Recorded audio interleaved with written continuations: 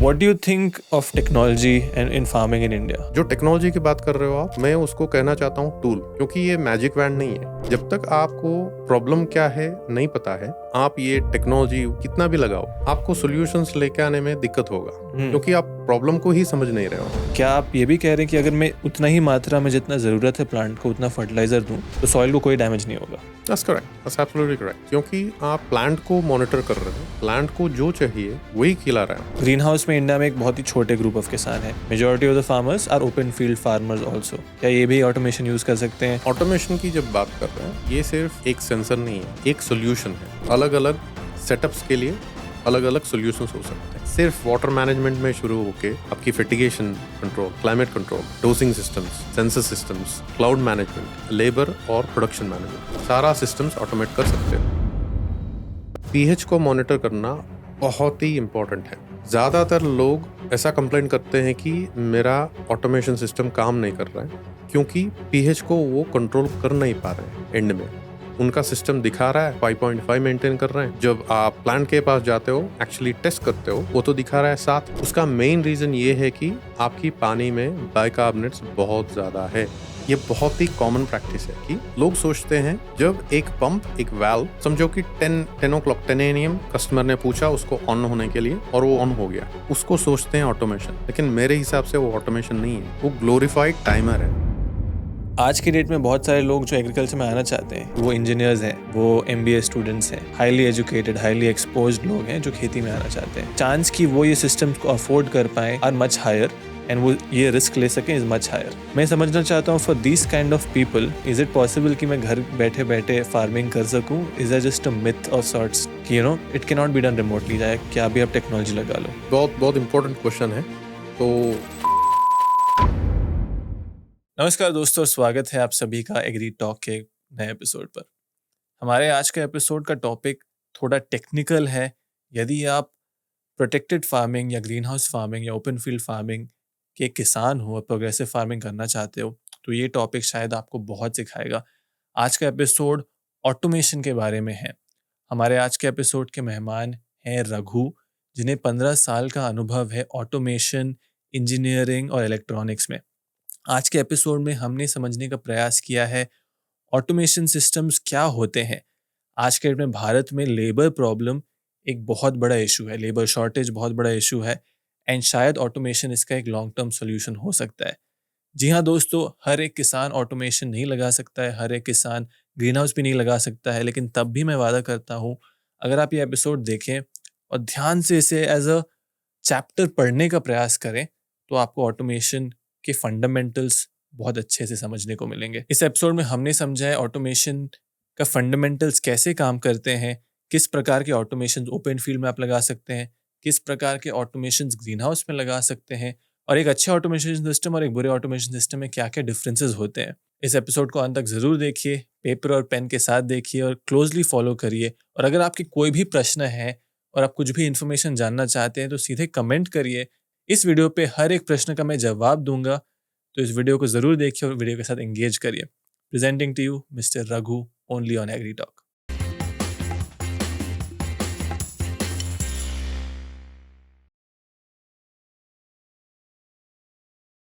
What do you think of technology and in farming in India? आपको लगता है कि it's a need of the hour? How should India approach technology? जब technology की बात करते हैं, सूटेबिलिटी की भी बात करना चाहिए। ऐसा नहीं है कि किसी और के फार्म पे कुछ टेक्नोलॉजी लगा हुआ है वही आपका फार्म पे भी ठीक होगा, ये बिल्कुल गलत है। मेन पॉइंट ये है कि क्रॉप को समझना, मतलब क्रॉप को क्या चाहिए, क्या न्यूट्रिएंट चाहिए, कब चाहिए, किस वेदर कंडीशन में वो क्रॉप कैसा बिहेव कर रहा है, ये टेक्नोलॉजी है, नेचर का टेक्नोलॉजी। एब्सोल्युटली। और जब आप इसको समझते हो ना, तब जाके आपको पता चलेगा कि किस टूल की इस्तेमाल करना है। जो टेक्नोलॉजी की बात कर रहे हो आप, मैं उसको कहना चाहता हूँ टूल, क्योंकि ये मैजिक वैंड नहीं है। जब तक आपको प्रॉब्लम क्या है नहीं पता है, आप ये टेक्नोलॉजी, वहाँ का टेक्नोलॉजी, यहाँ का टेक्नोलॉजी, इस कंट्री का टेक्नोलॉजी, उस कंट्री का टेक्नोलॉजी कितना भी लगाओ, आपको सॉल्यूशंस लेके आने में दिक्कत होगा, क्योंकि आप प्रॉब्लम को ही समझ नहीं रहे हो। नहीं, आई थिंक बहुत ही वैलिड पॉइंट है, क्योंकि मैं बहुत सारे लोग से बात करता हूँ, आज आप भी हॉलैंड से हैं, आप आपका फाउंडेशन हॉलैंड में है, कंपनी जी। के फाउंडेशन, एंड लोग हॉलैंड को, नेदरलैंड्स को एक बेंचमार्क मानते हैं इन फार्मिंग। जी। इतना छोटा देश है लेकिन आज वो पूरी दुनिया को खिला रहा है because of technology adoption, absolutely. Right. But एक दूसरा स्कूल ऑफ थॉट ये है कि वहाँ उनकी नेसेसिटी थी। पहले जब फैमाइन्स थे वहाँ पे लोगों को खाना नहीं मिलता था। आई रेड कि that's the time they started adopting the technology, you can tell me better. But जब हम भारत जैसे देश को देखते हैं, हमारे पास सबसे अच्छा मिट्टी है, हमारे पास सबसे अच्छे क्लाइमेटिक कंडीशंस हैं, जी।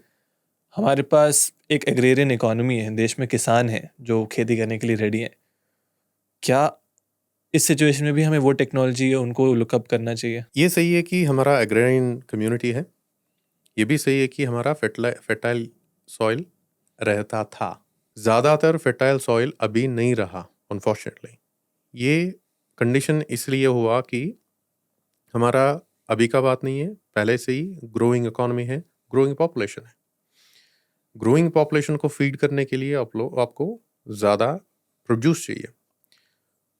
उसकी रीज़न की वजह से हमने कहीं पे ज़्यादा फर्टिलाइजर्स यूज़ करना शुरू कर दिया है।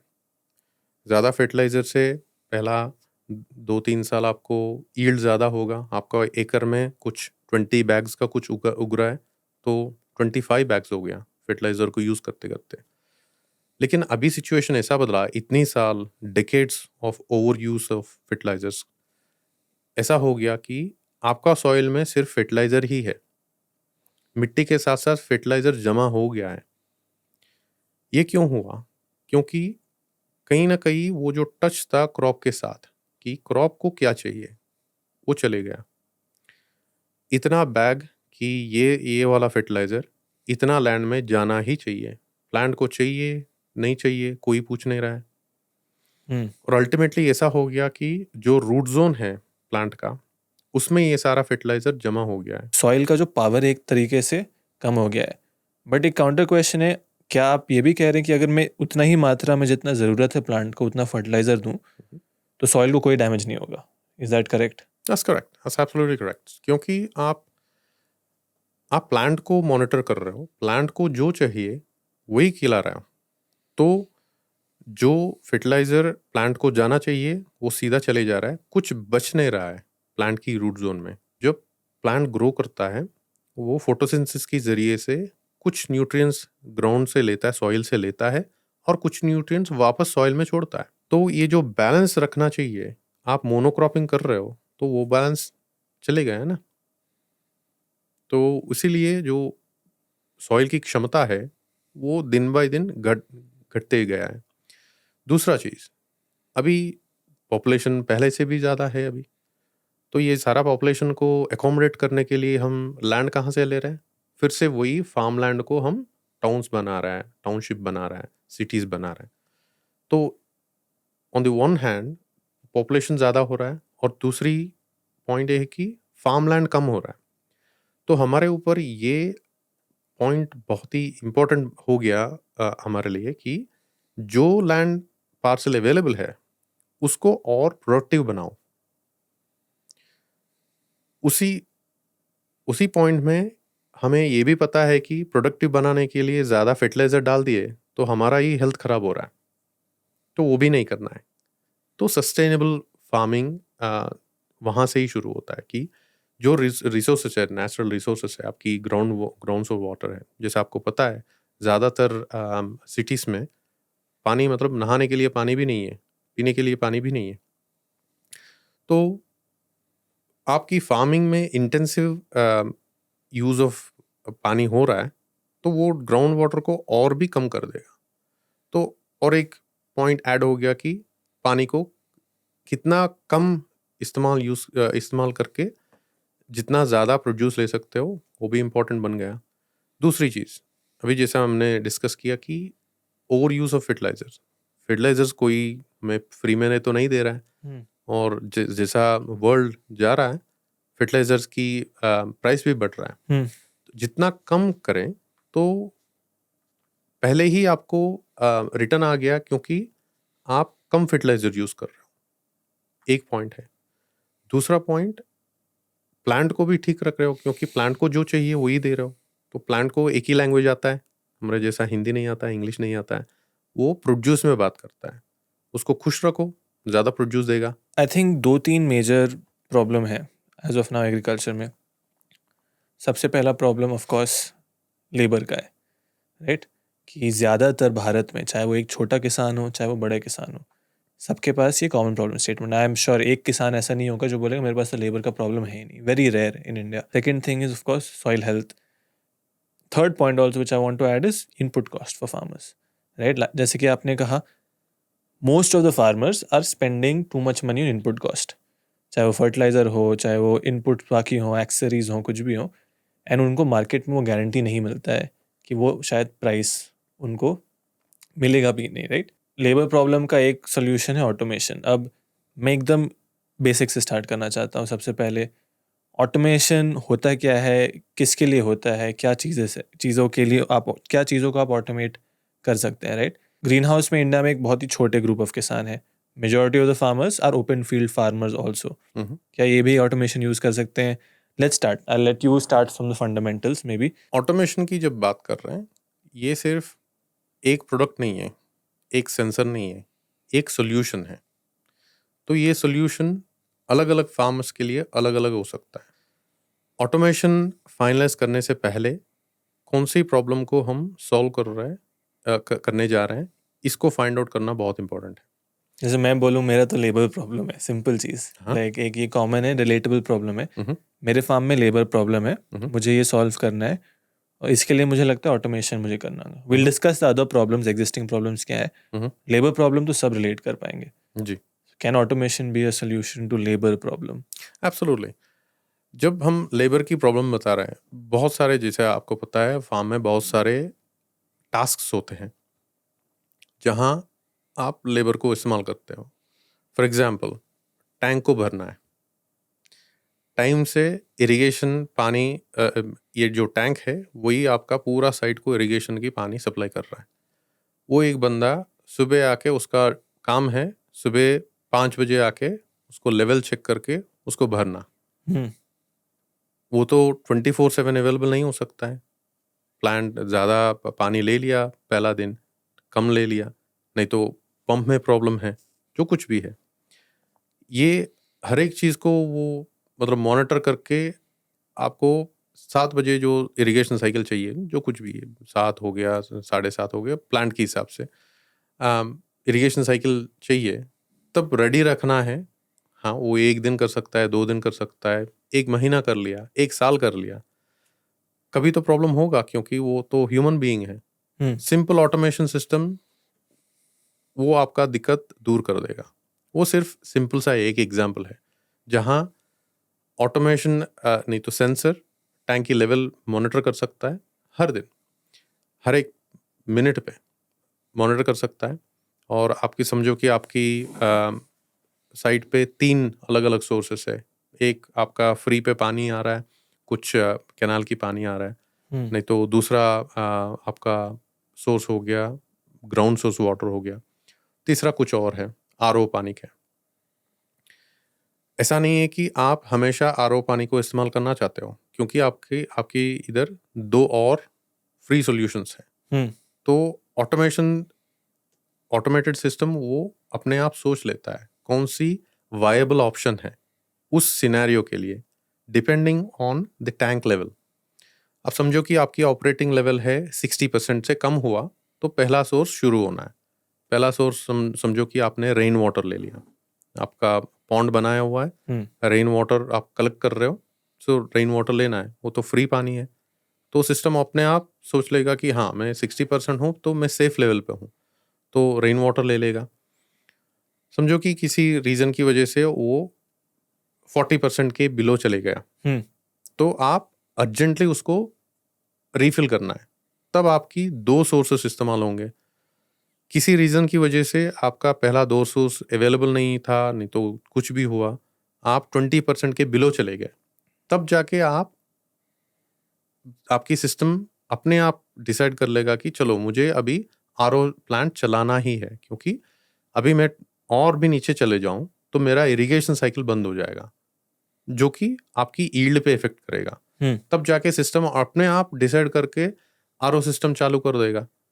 तो जैसा वो 40% पे आया, आरओ सिस्टम बंद हो जाएगा। दूसरा आपकी जो वाटर सोर्स है वो टेक ओवर करके वो चलता रहेगा। तो ये जो सिंपल एग्जाम्पल है, यहाँ आपकी रिलायबिलिटी बढ़ गया और डिपेंडेंसी बहुत कम हो गया। जब आप ऑटोमेशन सिस्टम्स अपनाते हो तो आपको तो एक तो रिलायबिलिटी आपको आ रहा है, लेकिन दूसरी चीज हर एक चीज के लिए आपको भागने की जरूरत नहीं पड़ेगा। मतलब कितना मेरा टंकी में पानी है उस हिसाब से वो सिस्टम खुद बता देता है, एंड उसके बाद मेरा पानी का सोर्स चेंज हो जाता है। ये एग्जैक्टली होता कैसे, अगर आपको एक लेमैन को समझाना है, जैसे इसी उदाहरण को कंटिन्यू करते हैं। ओके, हो क्या रहा है वहाँ पे, आप थोड़ा समझा सकते हैं लॉजिकली, जी, ताकि किसान समझ सके। मानो एक 3 सोर्स हमने बात किया। एक आपकी रेन वाटर की पॉन्ड हो गया, दूसरा बोरवेल है, और तीसरा आरओ प्लांट है। आपके पास एक टैंक है। हर एक सोर्स में से आपको पानी को यूज करना है तो एक पंप को चलाना है। ओके, पंप एक रहेगा, उसको एक स्विच रहेगा कहीं पे, और उसकी ये तीनों सोर्स की पाइप वर्क टैंक में कनेक्टेड रहेंगे, है ना। तो इसको मैन्युअली करना है तो किसी को पानी की टैंक को मॉनिटर करना है और उसकी इरिगेशन रिक्वायरमेंट को भी समझना है कि मेरा कितना इरिगेशन बचा है अभी। उसकी हिसाब से उसको पता चलेगा कि कितना अर्जेंट है टैंक को फिल करना, है ना।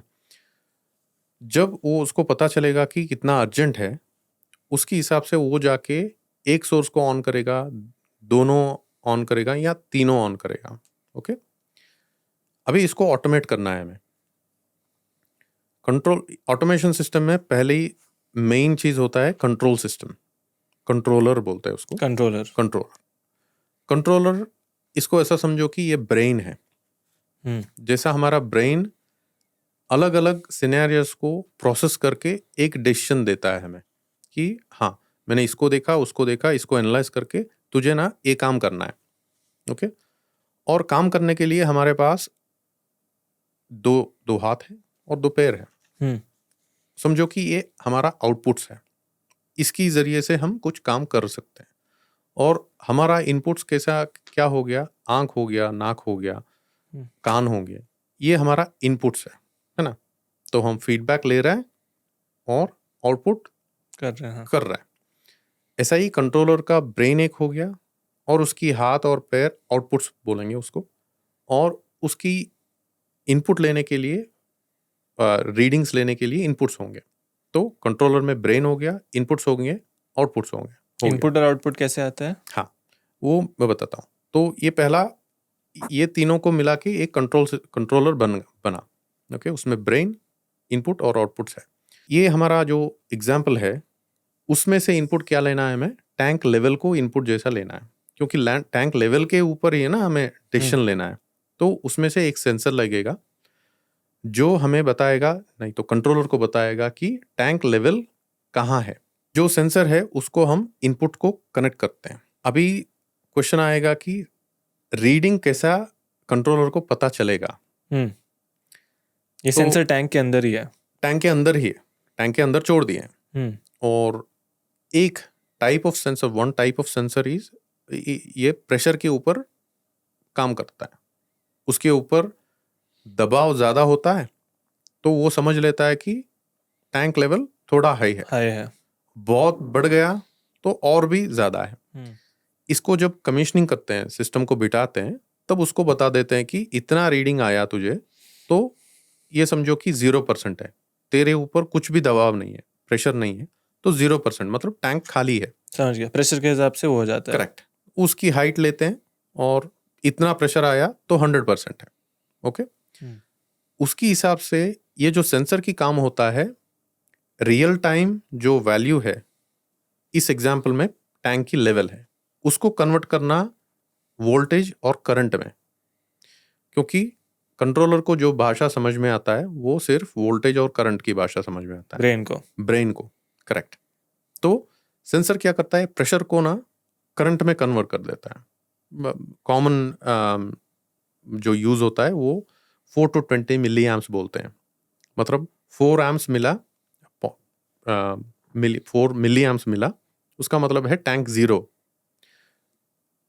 जो सेंसर की काम है, जब टैंक उसके ऊपर दबाव कुछ नहीं है तो उसको 4 मिली एम्प्स कंट्रोलर को देना है। ओके, तो कंट्रोलर समझ जाता है कि टैंक एम्प्टी है मेरा, वो 20 मिली एम्प दे रहा है कंट्रोलर को इनपुट की जरिए से, तो उसको समझ में आएगा कि 100% है। समझो कि 10 मिली एम्प्स दे रहा है, मतलब आधा है, 50% है, हो गया। तो कंट्रोलर ब्रेन को समझ में आ गया कि ये 50% है। अभी आएगा हमारा यूजर इंटरफेस, क्योंकि ब्रेन को तो पता चल गया कि कितना परसेंटेज है उसमें, उसको क्या करना है, किसकी हमें यूजर इंटरफेस को यूज करके उसको बताना है। यूजर इंटरफेस अलग अलग कंट्रोलर की अलग अलग होते हैं, तो वो सिस्टम जो प्रोड्यूसर है वो ही प्रोड्यूस करेगा, वो भी सप्लाई करेगा।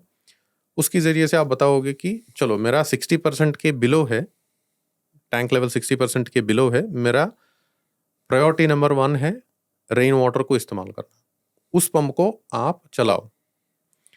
तो कंट्रोल को एक्शन लेना है। अभी एक्शन वो उसकी आउटपुट की जरिए से लेगा। आउटपुट मतलब हमें पंप चलाना है, तो ये पूरा सिस्टम को जहां डिसीशंस सेंसर के ऊपर लेके आपने जो बताया उसको सुन के कुछ आउटपुट एक्शन कर रहा है, उसको ऑटोमेशन बोल रहे हैं हम। क्या क्या चीज़ को ऑटोमेट कर सकते हैं एग्रीकल्चर कॉन्टेक्स्ट में? कुछ भी। हॉर्टिकल्चर में आप प्रोटेक्टिव फार्म में वाटर मैनेजमेंट, वाटर सोर्स से लेके, मतलब पानी कितने सोर्सेस से आ रहा है उससे लेके, मतलब एक और एग्जांपल देता हूँ मैं मतलब सिंपलिसिटी के लिए मैं तीनों सोर्सेस को टैंक में डाल दिया, लेकिन इन रियलिटी ऐसा नहीं होता है, क्योंकि इन रियलिटी आपकी रेन वाटर की ईसी अलग होता है, बोरहोल वाटर की ईसी और पीएच अलग होता है, और आपकी आरओ की ईसी और पीएच अलग होता है। तो कंट्रोलर वो भी सम्मान लेगा। कंट्रोलर को आप बता सकते हो कि अभी मैं 2 सोर्सेस को यूज कर रहा हूँ, मतलब रेन वाटर और मेरा बोरहोल वाटर, ये दोनों को मिक्स करके मुझे सर्टेन ईसी देके मेरा टैंक फिल करो। तो उसमें मिक्सिंग वाल्व, ड्यूअल चैनल एक वाल्व होता है, वो ईसी को मॉनिटर करके, इनकमिंग ईसी को मॉनिटर करके दोनों सोर्सेस से कितना पानी लेना है वही खुद डिसाइड करके आपको आउटपुट टैंक में फिल कर लेगा।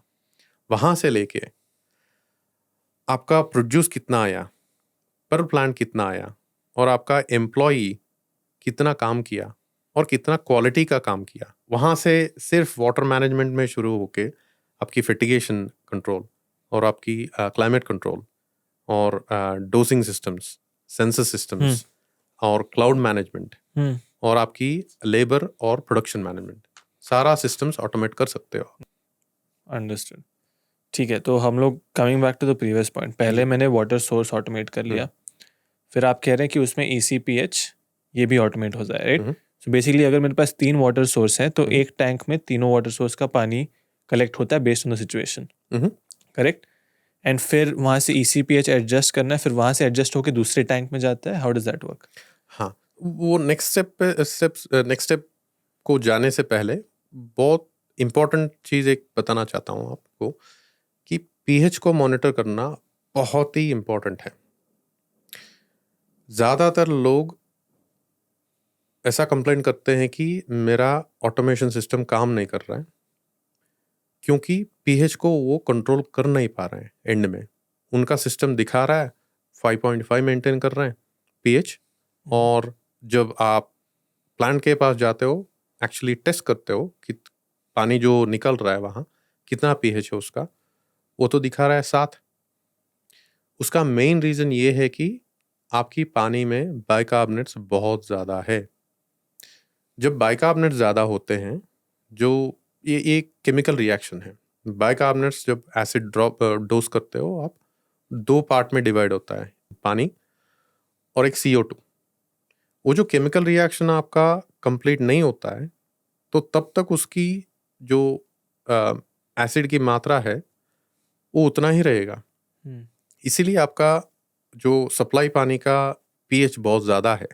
ज़्यादातर बोरहोल की पानी में ऐसा सिचुएशन आएगा कि आपकी पीएच शायद 6.5 से लेके 8 तक होगा। उस पानी को सीधा आप फिटिगेशन यूनिट में सप्लाई कर रहे हो तो एक ही साइकिल में आपका फिटिगेशन यूनिट उस पीएच को कम करके 5.5 दे नहीं सकता है। उसको पहले ट्रीट करना पड़ता है।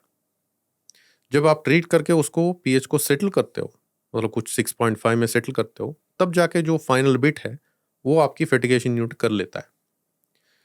ज़्यादातर लोग सप्लायर्स भी ये बात को ध्यान देते नहीं हैं। पता भी है तो अनफॉर्चुनेटली वो नॉलेज ट्रांसफ़र नहीं करते हैं। लेकिन ज़्यादातर आपका ड्रिपर्स ब्लॉक हो गए और आप वाइट देखते हो, उस पर कैल्शियम बिल्डअप देखते हो, उसका मतलब है आपका पीएच ठीक से ट्रीट नहीं हो रहा है। और पीएच को ट्रीट करना ये इसीलिए इम्पोर्टेंट है कि पीएच की एक बैंड होता है। पीएच 5.5 से 5.3 से लेके 6 तक एक स्वीट स्पॉट है। 5.5 to 6 पीएच ठीक होता है। हाँ, उस बैंड में ज़्यादातर न्यूट्रिएंट्स जो रहते हैं पानी में, जो मिक्स करते हो आप, प्लांट ले पाता है, उसको एब्जॉर्ब कर पाता है। 5.5 से कम हो गया, 5.3 से कम हो गया तो भी उसका एब्जॉर्प्शन कम हो जाएगा, और 6 से भी 6.5 से ज़्यादा हो गया तो भी उसकी एब्जॉर्प्शन रेट बहुत कम हो जाएगा। ऐसा समझो कि आप एक मतलब एक्सरसाइज करके आए हो और बहुत बहुत धूप लग रहा है आपको, मैंने आपको पानी ऑफर किया, आप बहुत खुश हो गए, लेकिन पानी मैंने उबलता हुआ पानी दिया, आप पी पाओगे? नहीं। आपका 2 पैसा ही है, मैं जो पानी दिया वो भी सच है, लेकिन पानी की कंडीशन ठीक नहीं है। ऐसा ही आप कितना अच्छा भी सोल्यूशन कर लो, मतलब न्यूट्रिएंट्स, माइक्रो न्यूट्रिएंट्स जो प्लांट को चाहिए वो मिक्स कर लो, जब तक आपकी पीएच करेक्ट नहीं होता है, आपकी प्लांट की न्यूट्रिएंट जो अपटेक है वो सही नहीं हो सकता है, क्योंकि वो जो रूट जोन है वो पीएच सही नहीं है तो एब्जॉर्ब नहीं कर पाता है। प्लांट जो पानी में आप सप्लाई कर रहे हो वो एब्जॉर्ब नहीं कर पाता है, तो उससे बहुत सारे प्रॉब्लम्स आते हैं, जैसा कि जो मतलब न्यूट्रिएंट्स दे रहे हो वो अपटेक नहीं हो रहा है तो पूरा रूट जोन में ही आपको केकअप हो जाते हैं। जब वो रूट जोन केकअप हो जाता है, वहाँ उसकी केमिकल जो कंपोजिशन है वो चेंज होता है, तो मतलब डे बाय डे और भी आप खराब कर रहे हो, रूट जोन की जो हेल्थ है उसको आप खुद ही खराब कर रहे हो। और यदि मैं मानो वाटर टेस्ट कर लिया, मेरा पीएच अब नॉर्मल है, जो भी है, उसके बाद नेक्स्ट स्टेप क्या है, and how does automation solve this? I want to go back to that example just to keep the continuity कि ऑटोमेशन के मदद से मैं ये प्रॉब्लम कैसे सॉल्व कर सकता हूँ। जी, यूजुअली पीएच 2 या 3 बार ज़्यादा से ज़्यादा चेंज हो सकता है एक साल में, क्योंकि आपकी बोरहोल पानी की बात कर रहे हैं तो बारिश में पीएच की कॉम्पोजिशन चेंज हो जाता है, आपकी जो ग्राउंड वाटर है उसमें, तो उसको मॉनिटर करना है आपको। 1-2 बार कर लिया साल में तो वो ज़्यादातर स्टेबल ही रहेगा, मतलब एक बार 8 आया और दूसरी बार चेक कर लिया तो वो 5 नहीं आएगा, और उतना फर्क नहीं होगा। लेकिन दो बार तो आपको एक बारिश सीजन की पहले और बहुत ज़्यादा बारिश हुआ तब जाके आपको लेना है। तो पता चल गया आपको कि पीएच बहुत ज़्यादा है, तो आपको उस पानी को एक टैंक में लेना है और टैंक में आपको पीएच डोजिंग के जरिए से उसको सर्कुलेट करना है। पीएच डोजिंग मतलब?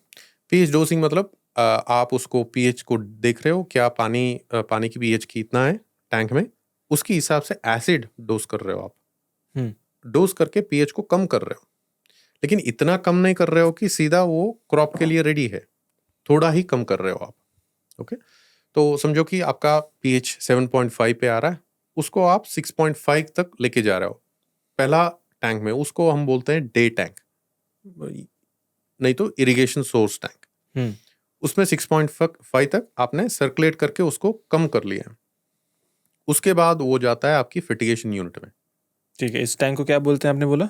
Day tank, source tank. हाँ, वाटर सोर्स। ठीक है, water source tank. Water source tank. Hmm. वो आपकी मतलब बैच बन गया, दिन के लिए कितना पानी चाहिए उसके हिसाब से टैंक की साइज बनेगा हम्म। और उसके हिसाब से जो यूवी की एसिड की डोसिंग है वो भी बनेगा। एक बार वो रेडी हो गया तो उसके बाद की बात आता है आपकी ईसी और पीएच डोजिंग यूनिट की। उसको फर्टिगेशन यूनिट बोल सकते हैं, वाटर यूनिट बोल सकते हैं, इरिगेशन रिग बोलते हैं, कहीं कहीं जगह पे कहीं कहीं नाम है। Fertigation unit. फर्टिगेशन यूनिट ज़्यादातर इस्तेमाल होता है तो हम्म। फर्टिगेशन यूनिट बोलते हैं। फर्टिगेशन यूनिट का काम ये है कि जो प्लांट को न्यूट्रिएंट्स और माइक्रो न्यूट्रिएंट्स चाहिए उसको ये फ्रेश वाटर से मिक्स करके जो पीएच प्लांट को, अलग अलग प्लांट और अलग अलग क्रॉप के लिए अलग अलग पीएच लेवल्स ज़रूरत है, तो उसके हिसाब से वो मिक्सचर बना के उसको प्लांट को देना, वो उसकी जॉब है। यहाँ 2-3 अलग टाइप की इरिगेशन फर्टिगेशन यूनिट्स अवेलेबल है। एक है inline dosing. Inline dosing. Inline dosing inline dosing की मेन डिफरेंस ये है कि जब प्लांट को जो ईसी की ज़रूरत होता है वही प्रिपेयर करके, यूनिट प्रिपेयर करके तब के तब भेज देगा। मतलब प्लांट को अभी चाहिए, हाँ, मेरे सोर्स टैंक से फर्टिगेशन टैंक में गया, थ्रू इनलाइन डोजिंग वो प्लांट को इमीडिएटली चले गया। करेक्ट। ठीक है। ये इसीलिए इम्पोर्टेंट है कि जो प्लांट की ईसी की ज़रूरत है वो चेंज होता रहता है। वो सिर्फ सुबह या नहीं तो आफ्टरनून एक बार, शाम को एक बार चेंज नहीं होता है। जैसा वेदर चेंज होता है वैसा उसकी ईसी की रिक्वायरमेंट चेंज होता रहता है। जब प्लांट एक्टिव है, एक्टिव मतलब एक्टिवली वो फोटोसिंथेसिस कर रहा है, अच्छा सा सनलाइट है, ह्यूमिडिटी लेवल्स अच्छा है, एयर स्पीड भी काफ़ी अच्छा है, तो वो खुश है, तो एक्टिवली प्रोड्यूस करना चाहता है। प्रोड्यूस मतलब इन सेंस काम करना चाहता है, तब जाके उसकी ईसी रिक्वायरमेंट अलग होता है। क्लाउड्स है, हवा नहीं जा रहा है और थोड़ा ह्यूमिडिटी भी बढ़ गए तो प्लांट एक्टिव नहीं हो सकता है। जैसा हम ज़्यादा ह्यूमिडिटी लेवल ज़्यादा है तो ब्रीथ लेने में हमें भी दिक्कत होता है, ऐसा भी प्लांट को भी होता है।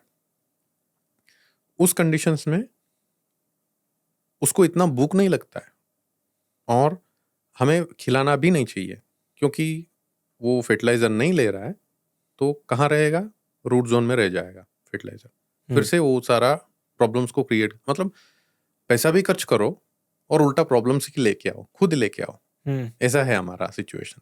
तो इसीलिए इनलाइन डोसिंग बहुत इंपॉर्टेंट है। लेकिन इनलाइन डोसिंग करने में के लिए आपको ये पता रहना चाहिए कि प्लांट कब एक्टिव है कब नहीं है। उसके लिए 2-3 सेंसर्स यूज होता है, वो बाद में बात कर लेते हैं। तो ये पहली टाइप हो गया इनलाइन डोसिंग का। दूसरा होगा बैच डोसिंग, बोलते हैं उसको। Batch dosing. जी।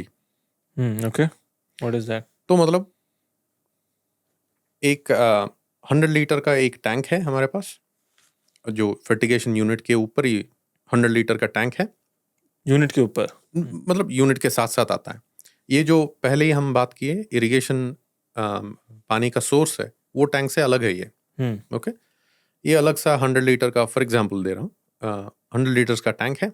जब भी इरिगेशन चाहिए आपको तो सिस्टम ऑन होगा, उसमें ये 100 लीटर टैंक में ही सर्कुलेट करेगा। ईसी और पीएच ठीक होने तक वो सर्कुलेट करता रहेगा, कुछ ऐसा 5-10 मिनट में। अलग अलग यूनिट अलग अलग टाइम लेते हैं, प्रिपेयर करके भेज देगा प्लांट को। ये होता कैसे actually? What's the science happening inside कि वो ईसी और पीएच कैसे एडजस्ट हो रहा है? ईसी का मतलब है कि इलेक्ट्रिकल कंडक्टिविटी। जो मिनरल्स आप, न्यूट्रिएंट्स आप पानी में डालते हो, they pass on certain amount of current. Okay, and ये जो सेंसर है उसको डिटेक्ट करता है। ओके, समझ गया। ज्यादा न्यूट्रिएंट्स है तो रीडिंग अलग होगा, कम न्यूट्रिएंट्स है तो रीडिंग कम होगा। ओके, ये यूनिवर्सल प्रिंसिपल है। हर एक प्लांट को अलग अलग टाइप की ईसी की रिक्वायरमेंट होता है। जैसा वेज है तो ईसी ज़्यादा होता है, जैसा फ्रूट हो गया, सॉफ्ट फ्रूट हो गया, मतलब स्ट्रॉबेरी हो गया, उसको ईसी की कम ज़रूरत पड़ता है। ऐसा अलग अलग, जैसा कोई वेजिटेरियन होता है, कैसा नॉन वेजिटेरियन होता है, ऐसा अलग अलग। जब हम ईसी की बात करते हैं, जब ईसी सेंसर रीडिंग देता है, ये जितना टाइप की माइक्रो न्यूट्रिएंट्स है, नहीं तो न्यूट्रिएंट्स है, उसकी बात नहीं करता है। ओवरऑल एक फिगर देता है कितना करेक्ट। ईसी है। एक हो गया पीएच। पीएच की एक भी सेंसर होता है, और ये दोनों मिला के कंटिन्यूसली मॉनिटर करते रहते हैं कि क्या फीड और कितना पीएच की पानी प्लांट को जा रहा है। इनलाइन सिस्टम में तो वो बात है। इनलाइन सिस्टम में वो करने के लिए ना हर एक सेकंड में आपको, हर एक मिली सेकंड में आपको रीडिंग लेके, क्योंकि इनलाइन जैसा जा रहा है वैसा आप प्रिपेयर कर रहे हो, बहुत ही क्विक रिएक्शन रहना चाहिए। इसीलिए ज्यादातर कंपनीज वो कर नहीं पाते हैं, क्योंकि कंट्रोलर की क्षमता बहुत ज्यादा होना चाहिए। वो जो पीछे की कैलकुलेशन और उसकी मेमोरी स्पेस, वो सारा सैम्पलिंग रेट, वो सारा मतलब प्रॉपरली डिजाइन करके रहना है, नहीं तो वो उतना फास्ट सैंपल्स ले नहीं सकते हो आप। लिटरली एवरी सेकंड आप एक डेटा ले रहे हैं। एब्सोल्युटली। आप ज्यादा सैंपल नहीं ले रहे हो तो आपका रिजल्ट होगा वेव जैसा होगा। ईसी आपको चाहिए 1.5 फॉर एग्जांपल, तो आपका ईसी ऊपर जाएगा 1.92 तक, और फिर से कंट्रोलर रियलाइज होगा, ओ ये तो ज्यादा हो गया, मुझे कम करना है, फिर से कम करेगा। लैग रहेगा, आप कह रहे हो एक। एब्सोल्युटली। तो आप ग्राफ करें तो ज्यादातर कंपनीज ग्राफ की एबिलिटी भी नहीं प्रोवाइड करते हैं, क्योंकि अभी कस्टमर ग्राफ कर दिया उसकी रिस्पॉन्स, तो उसको पता चल जाएगा कि ये मेरा ऑसिलेटिंग है, ये मेरा स्ट्रिक्ट 1.5 पूछ रहा हूँ तो 1.5 नहीं जा रहा है, उसको पता चल जाएगा। तो ज़्यादातर उतना मतलब सैम्पलिंग रेट भी बहुत कम होगा यूनिट्स का, और ऊपर से उससे क्या होगा कि आप ऊपर नीचे कर रहे हो, ऑन एन एवरेज आप 1.5 मेंटेन नहीं करते हो, इधर ज़्यादा मेंटेन करते हो या कम मेंटेन करते हो। इन प्लेन वर्ड्स, आप जो प्लांट को चाहिए वो दे नहीं रहे हो। तो फिर से वही है कि मतलब इधर आप प्लांट को मतलब भूखा रख रहे हो, नहीं तो प्लांट को ज्यादा दे रहे हो और आपकी जो रूट जोन को खराब खुद कर रहे हो। सोर्स टैंक आ गया, वो उसमें मेरा पानी था, एक मेरा फर्टिगेशन टैंक आ गया, और इनलाइन डोजिंग में एवरी सेकंड मिली सेकंड वो डेटा कैलकुलेट करके एकदम प्रिसाइज मेरे वेव्स बन के ऑन द ग्राफ। वेव्स नहीं बनना है, 1.5 पूछा तो Sorry, 1.5 ही जाना है। हाँ मतलब फ्लैट, एकदम ट्रेजेक्ट्री एकदम फ्लैट होना चाहिए, right. By waves and flat जो हम बात कर रहे हैं, यदि इसको हमें ग्राफ पे प्लॉट करें और जो डेटा मिले तो आपका सेट पॉइंट हाँ, और आपका एक्चुअल रियल टाइम वैल्यू को आपने ग्राफ किया दोनों को, आपको ये वेव फॉर्म या स्ट्रेट फॉर्म पता चलेगा, both for EC and pH as well. क्योंकि जैसा हमने बात किया, पीएच बहुत इंपॉर्टेंट चीज है, पीएच को भी मेंटेन करना ईसी और ही है। पीएच को मेंटेन करना है जी। तो इनलाइन सिस्टम में this is happening every millisecond. जी। अब मेरा दूसरा सिस्टम है बैच डोजिंग सिस्टम, जहाँ पे it's not happening every millisecond, but I am assuming at a certain time frame it's happening, right. हाँ, वो टाइम फ्रेम क्या होता है? मतलब डिपेंड्स है, कंट्रोलर्स के हिसाब से होता है। अलग अलग कंट्रोलर्स, अलग अलग प्रोग्रामर्स, अलग अलग टाइम फ्रेम में उनकी क्षमता के हिसाब से वो प्रोग्राम करके देते हैं उसको। तो वो क्या करेगा कि वो वही उसी टैंक को सर्कुलेट करता रहेगा। अभी तक प्लांट को पानी नहीं जा रहा है, बस उसी टैंक में हम सर्कुलेट कर रहे हैं कि मेरा 1.5 चाहिए, 1.5 आया क्या 5 मिनट के बाद सेंसर बोलता है कि कंट्रोलर को हाँ आ गया, तब जाके वो वाल्व को ओपन करके क्रॉप को पानी देगा। तीसरा टाइप है कि डे टैंक बोलते हैं उसको। डे टैंक, हाँ, जितना आपकी इरिगेशन साइकिल पर डे है, समझो कि 100 मीटर्स क्यूब की पानी आपको दिन में सप्लाई करते हो आपकी क्रॉप के लिए। पूरा इतना 100 क्यूबिक मीटर्स पानी को एक टैंक लेते हो, उसको रात भर चलाते रहते हो। डे टैंक की जो प्रिंसिपल है वो बड़ा मात्रा में कर रहे हो, मतलब एक टैंक को प्रिपेयर कर रहे हो, एक जो जो खिलाना है उसको एज्यूम करके, उसको वो चाहिए करके पूरा 100 litre tank, 100 metre cube tank आप फिल कर रहे हो ओवरनाइट, या सुबह कुछ 4 बजे शुरू होके 2-3 घंटा लगा के एक यूनिट होगा डोजिंग यूनिट होगा, वो बार बार उसको सर्कुलेट करता रहेगा जब तक वो आपकी ईसी और पीएच सेट पॉइंट तक पहुंचे ना, तब तक वो सर्कुलेट करता रहेगा। हम्म। समझो कि 7 बजे आपकी इरिगेशन साइकिल शुरू हो गया, इरिगेट कर रहे हो, ऐसा भी कर सकते हो। लेकिन जैसा हमने पहले डिस्कस किया, प्लांट की भूख पूरा दिन में एक नहीं रहेगा ना। आप क्या कर रहे हो कि बहुत बड़ा पॉट में आप समझो कि हमारा जो हाउस होल्ड में 5 लोग हैं, 5 लोगों के लिए बहुत बड़ा पॉट में बिरयानी बना के रख दिए हो। हाँ, भले वो सुबह से लेके शाम तक सबको आ जाएगा, मतलब कोई भूखा नहीं जाएगा। लेकिन प्रॉब्लम ये है कि लोग सुबह ब्रेकफास्ट करना चाहते हैं, आफ्टरनून लंच में कुछ करना चाहते हैं, डिनर में कोई फ्रूट खाना चाहते हैं, कोई कुछ और करना चाहते हैं। लेकिन आप बोल रहे हो कि मैं सबके लिए बिना बिरयानी बना के रखा, आप यही खाना है। तो क्या होगा? फिर से वही, आप तो सर्व कर रहे हो लेकिन वो खा नहीं रहे। मतलब जो बिरयानी, तो जो प्रोड्यूस आपने, जो जो जो फूड आपने प्रिपेयर किया, वो जो खाने वाले की प्लेट में ही रह जा रहा है। उसको अभी प्लांट्स की पर्सपेक्टिव में सोचते हैं। मैंने एक बैच बना दिया और प्लांट को बोल रहा हूँ कि मैं ये बना दिया तो यही खाना है तुझे, उसको चाहिए नहीं चाहिए बस वही खिला रहा है। एक तो मतलब उतना सारा न्यूट्रिएंट्स, फर्टिलाइजर्स हमने यूज करके उसको मिक्स बना दिया और फोर्सफुली उसको खिलाने जा रहे हैं। प्लांट नहीं खा रहा है तो फिर से वो हमारा रूट जोन पे रह के उसको डैमेज कर रहा है। तो 3 बेसिक सिस्टम्स है ये। तो एक हमारा इनलाइन हो गया, दूसरा बैच डोसिंग हो गया, और तीसरा डे टैंक की सोल्यूशन हो गया। बेस्ट मैं अज्यूम कर रहा हूँ इनलाइन डोजिंग होता है। Absolutely, inline system in combination with sensors. मतलब बहुत सिंपल सा एग्जांपल है कि लाइट सेंसर आपने अपना लिया। लाइट सेंसर, जैसे आपको पता है, जैसा ज्यादा लाइट है तो प्लांट एक्टिवली काम करेगा। तो एज्यूम करके चल सकते हैं कि ज्यादा लाइट है तो मेरा प्लांट थोड़ा सा एक्टिव है। उसके हिसाब से आपका सिस्टम यदि अपने आप में इसी को घटा के या बढ़ा के इरिगेट करेगा, वो स्टेप टुवर्ड्स ऑटोमेशन है। पंप और वाल्व, इसको ट्रिगर करना कुछ बड़ा चीज नहीं है। मेरा डबल मास्टर्स है इलेक्ट्रॉनिक्स में। मैं इंडिया में इलेक्ट्रॉनिक्स में मास्टर्स किया, एमएससी इलेक्ट्रॉनिक्स है मेरा, और स्पेशलाइजेशन किया मैंने यूके में एम्बेडेड सिस्टम्स में। मतलब ये पीसीबीज कैसा बनाते हैं, उसको डिजाइन कैसा करते हैं, वो मैंने थोड़ा पढ़ा। तो इसीलिए मैं जो बोल रहा हूँ एसआई में, हवा में नहीं बात कर रहा हूँ। लोग सोचते हैं जब एक पंप और एक वाल्व, समझो कि 10 o'clock 10 AM कस्टमर ने पूछा उसको ऑन होने के लिए और वो ऑन हो गया, उसको सोचते हैं ऑटोमेशन। लेकिन मेरे हिसाब से वो ऑटोमेशन नहीं है, वो ग्लोरीफाइड टाइमर है। हॉर्टिकल्चर में ऑटोमेशन मेरे हिसाब से ये है कि एक तो प्लांट को क्या चाहिए वो ग्रोवर को बताना चाहिए, और दूसरा ग्रोवर की जो टास्क है, जो रेगुलर टास्क है, उसको घटाना है।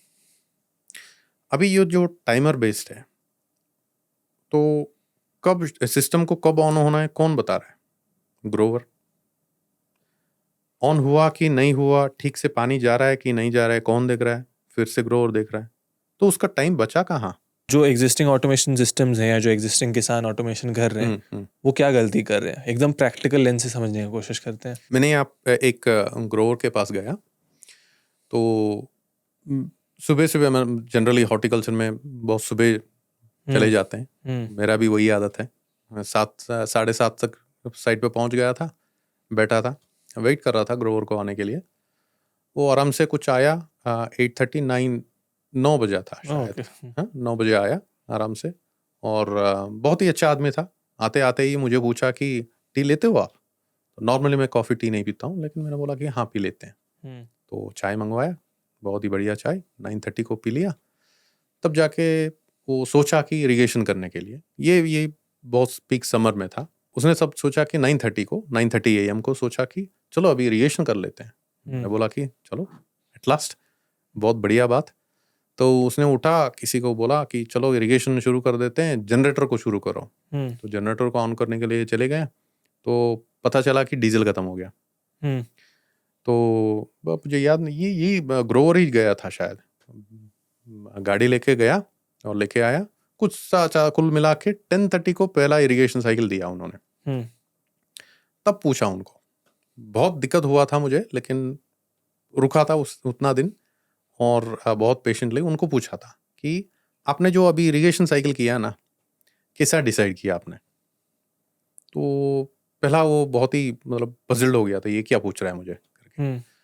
तो तब जाके मैं फिर से समझाया कि ना, आप ये जो डिसीजन लिए हो 10:30 को मुझे इसको पानी देना है, कैसा आपने किया? तो वो बताने लगा कि मेरा इसकी वजह से लेट हुआ, नॉर्मली 8 बजे पहुंच जाता हूँ, पहुंच के मैं जनरेटर को स्विच ऑन कर देता हूँ, ये कर देता हूँ, वो कर देता हूँ। उसना डिस्कशन में कहीं नहीं उनने मुझे समझाया कि मैं प्लांट को देख के करता हूँ। प्लांट हमारा जैसा ही है, वो भी सुबह उठता है, शाम को सो जाता है। और सुबह जब उठता है उसकी एक जरूरत होता है। जब सुबह उठता है, भर भर के पानी दे दिया आपने, उसका जो रूट जोन है उसमें ऑक्सीजन नहीं जाता है, तो भर भर के देना नहीं, पहले नहीं देना है। पहला 3-4 साइकिल आराम से देना है, थोड़ा थोड़ा देना है, थोड़ी गैप में देना है, ताकि रूट जोन को वक्त मिले ऑक्सीजन को भी एब्जॉर्ब करें, वो भी इंपॉर्टेंट है। उसको बोलते हैं फील्ड लेवल बोलते हैं। एक बार वो मतलब मॉइस्चर लेवल उसकी फील्ड लेवल पे आ गया, तो उसके बाद जब भी वो मॉइस्चर लेवल कम होगा, उसके मतलब है कि प्लांट एक्टिव है, तब भी मॉइस्चर लेवल कम होगा, तब आपको हर एक साइकिल देना है, जैसा शाम तक देना है। बीच में कहीं पे क्लाउड्स आ गए, तो नहीं तो बहुत ही ह्यूमिड हो गया, जैसा आपको पता है कहीं कहीं रीजन्स में वेदर कंडीशंस चेंज होते हैं, उसके हिसाब से प्लांट एक्टिविटी चेंज होता रहता है। उसको मॉनिटर करके आपको इरिगेशन साइकिल को ज़्यादा देर रखना है, बीच में इरिगेशन साइकिल के एक साइकिल और दूसरी साइकिल के बीच में गैप को बढ़ाना है। नहीं तो प्लांट बहुत ही एक्टिव काम कर रहा है, मौसम बहुत अच्छा है, तो हमेशा प्लांट को खाना नहीं चाहिए, उसको पानी चाहिए, थोड़ा खाना चाहिए। तो मतलब कहने का मतलब है कि ईसी को भी आपको चेंज करते रहना है ड्यूरिंग द डे। ये सारा आपको करना है प्लांट को देख के, प्लांट को एक्टिविटी और वेदर को देख के। और शाम को आपको पकड़ में ये रहना है कि कब मैं मेरा इरिगेशन बंद करूं, ताकि प्लांट को इनफ मॉइस्चर रहे उसकी बैग्स में, ताकि वो मतलब 2 कंडीशंस होते हैं। ज़्यादा मॉइस्चर हो गया तो उसको गटेशन बोलते हैं। तो मतलब पानी बहुत ज़्यादा हो गया, पानी बहुत ज़्यादा हो गया तो वो पानी प्लांट लेना नहीं चाहता है, लेकिन उसको कैपिलरी इफेक्ट बोलते हैं, पानी ऊपर चले जाता है अपने आप। वो तब जाके उसको निकाल के फ्रूट में डालता है, तभी जाके आपको सॉगी फ्रूट मिलते हैं। मतलब आप स्ट्रॉबेरी की बात कर रहे हो, दिखने में अच्छा दिखता है, एकदम पकड़ लिया तो ऐसा सॉगी होता है, बहुत ज़्यादा पानी है, बहुत ज़्यादा पानी है, वो कंडीशन होता है। पानी ज़्यादा नहीं दिया आपने प्लांट को, तो वो स्ट्रेस में चले जाता है। तो पानी उसको धूप लग रहा है और पानी दे नहीं रहे हो आप, स्ट्रेस में जाता है, वो ग्रोथ पे डायरेक्टली इम्पैक्ट करता है। तो ये जो शाम की जो बंद करने की टाइम है ना, वो बहुत सारे फैक्टर्स इन्वॉल्व होते हैं उसमें। अभी कैसा कर रहा है ग्रोवर्स? Guess work. यही मेरा मेन मुद्दा है कि गेस वर्क को हटाना। जब गेस वर्क को आप हटाते हो, तभी उसको मैं मेरे हिसाब से ऑटोमेशन करता हूँ, कहता हूँ मैं उसको। तब तक आप जो काम कर रहे हो वो मैन्युअली करते थे, पहले पंप ऑन करते थे, पहले वाल्व ऑन करते थे, अभी दूसरा मीडियम से कर रहे हो, ताकि एक कंट्रोलर स्क्रीन है उसके ऊपर आप कर रहे हो। लेकिन उसमें ज़्यादा आपको जो हेल्प करने वाली चीज़ है, प्लांट को अंडरस्टैंड करने वाली चीज़ है, आपकी जो डेली जो रूटीन है उसमें हेल्प करने वाली चीज़ है, तब तक आप नहीं कर रहे हो। ओके, तो गेस वर्क है।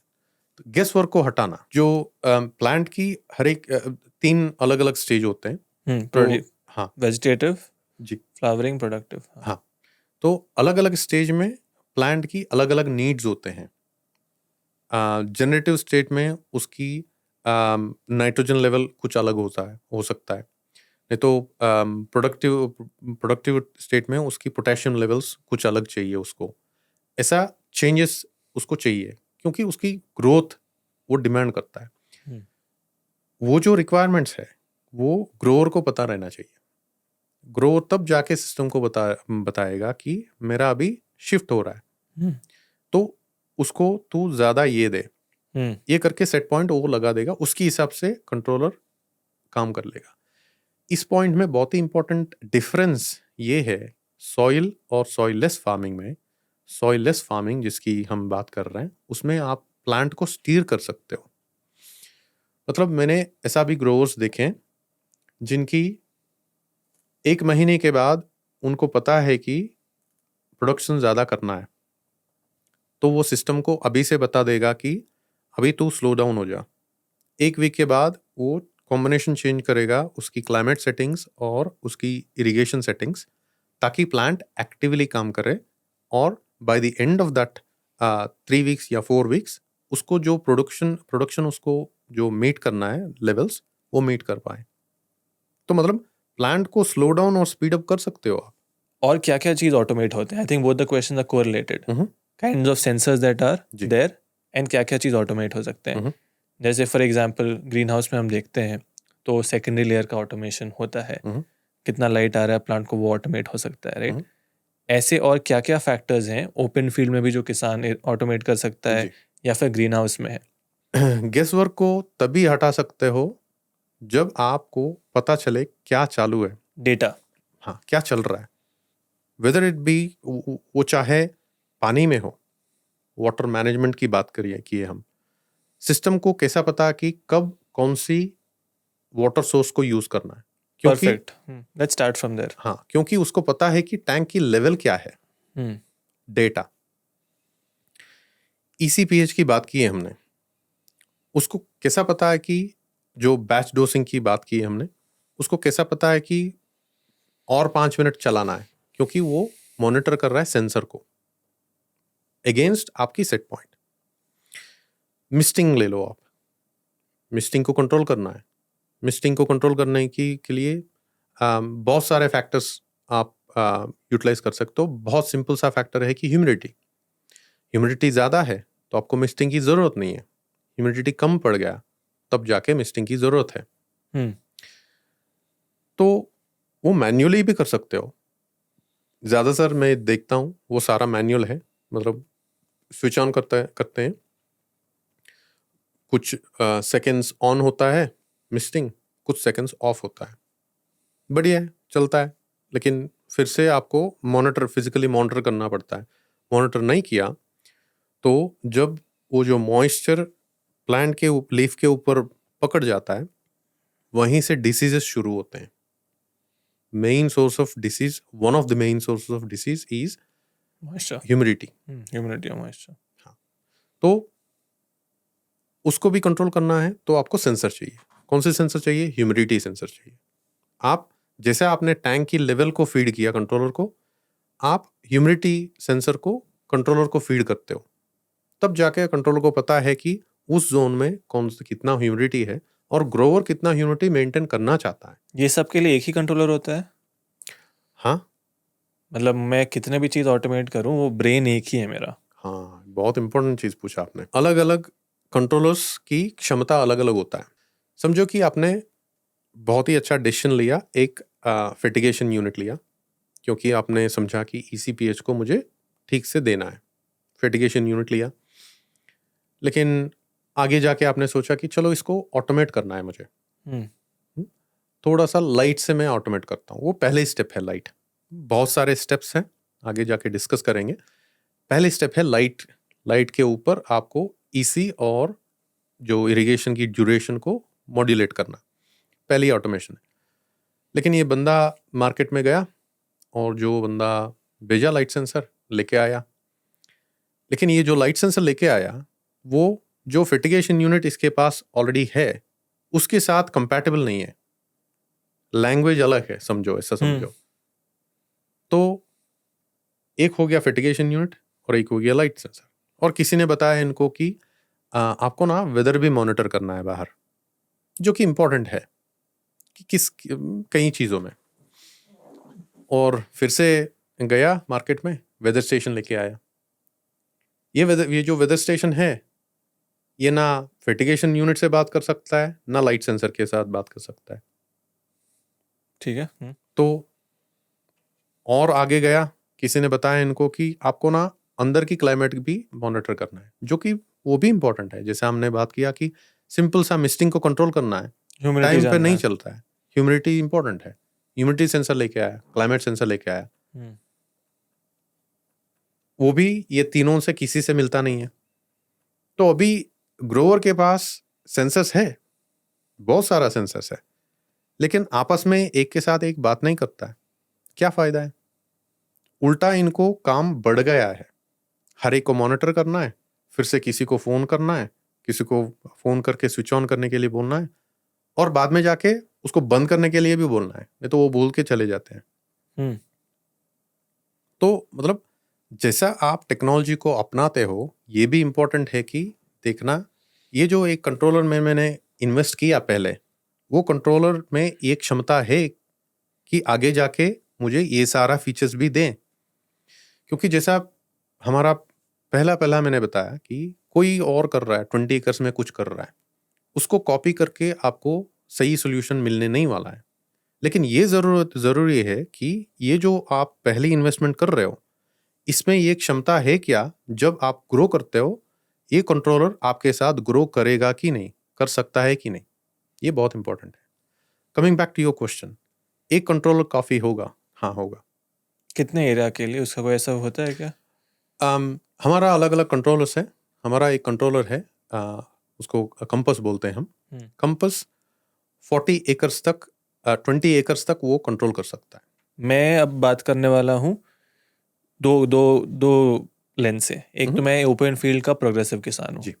ज़्यादातर अगर अभी तक किसान पॉडकास्ट सुन रहे हैं, जो भी सुन रहे हैं, they want to do something better. मैं एक ओपन फील्ड में प्रोग्रेसिव किसान हूँ। मैं कौन सा ऑटोमेशन सोल्यूशन अडॉप्ट कर सकता हूँ एज अ फर्स्ट स्टेप? जी। मैं ग्रीन हाउस फार्मर हूँ, मैं कौन सा ऑटोमेशन सोल्यूशन अडॉप्ट कर सकता हूँ, और मुझे ये स्टेप बाय स्टेप कैसे अप्रोच करना चाहिए as a in general any automation, absolutely. Good automation. जी जी जी। हम्म, पहली बात करते हैं ओपन फील्ड की। हम्म, ओपन फील्ड में क्लाइमेट कंट्रोल कर सकते हैं क्या हम? हम्म, नहीं कर सकते। तो वहाँ आपको सेंसस लगा के भी ज़्यादा फायदा नहीं है। जैसे कि विंड स्पीड हो गया, विंड डायरेक्शन हो गया, मतलब पता करके उसको एक्शनेबल एक्शन में लेके आने के लिए आपके पास इक्विपमेंट कुछ नहीं है, तो ज़रूरत नहीं है।